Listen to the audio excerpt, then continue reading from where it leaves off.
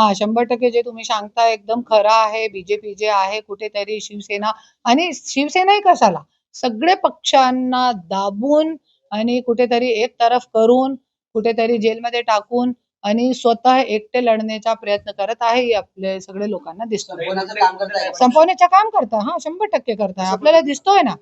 क्यों अजित पवारांचे जे मुलगेचा आला आहे, कुठे होता आजपर्यंत ते मुद्दा?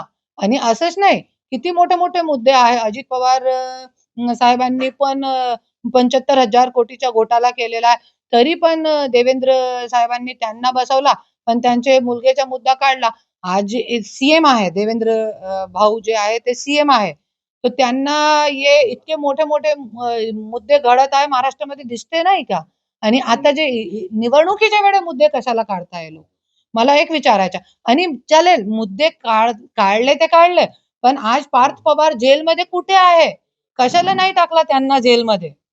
कोणी वाचवत आहे? अरे जरी हम तो 1 रुपए की चोरी कर लेंगे, तो हमको तो जेल में डाल देंगे, है ना? हमको तो कुछ भी नहीं करा तो भी जेल में डाल दिया 3-3 बार, एट्रोसिटी के केस में। फिर पार्थ पवार के ऊपर इतना बड़ा एलिगेशन है, तो क्यों उसको दबाया जा रहा है? क्यों पार्थ पवार को जेल में नहीं डाला जा रहा है? क्योंकि वो उप मुख्यमंत्री का बेटा है इसलिए? अजित पवारांना अडचणीत आणण्यासाठी भाजपने काय काढलंय का?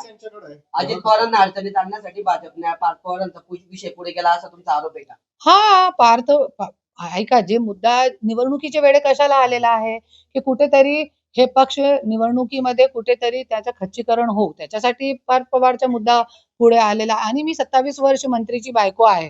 मुंडे साहेब पासून धनंजय मुंडेचं राजकारण मी घरामध्ये बघितलेलं आहे. हे राजकारण पूर्ण मला माहिती आहे. त्याच्यासाठी मी आज मीडियावरती खरं-खरं बोलते. भाजपनेच केलंय म्हणजे पार्थ पवारांनी. हां, 100% भाजपने केलेला आहे. तुम्ही टाका हे ब्रेकिंग न्यूज टाका तुम्ही. शिवसेनेला पण अशाच पद्धतीने संपवायचं काम चाललंय का? शिवसेना उद्धव ठाकरे साहेबांची जी शिवसेना आहे आणि शिंदे साहेबांची जी शिवसेना आहे, दोघांना संपवण्याचा प्रयत्न जे आहे ते बीजेपी करत आहे आणि मी तो एकच बोलते ते बीजेपी जे आहे ते कोणाचीच नाहीये आणि फक्त हे लोकांना हिटलरशिप करायचं आहे. हिटलरशिप जसा हिटलर होता ना, एक में एक माझाच राज असणार आहे. तसंच देवाभाऊला पाहिजे. पण हे महाराष्ट्र आहे होत नसते असं. काही प्रयत्न करू नका. आज तुम्ही सत्तामध्ये आहे, उद्या कोणी वर असणार आहे. तर तुम्ही थोडा काळजी करा.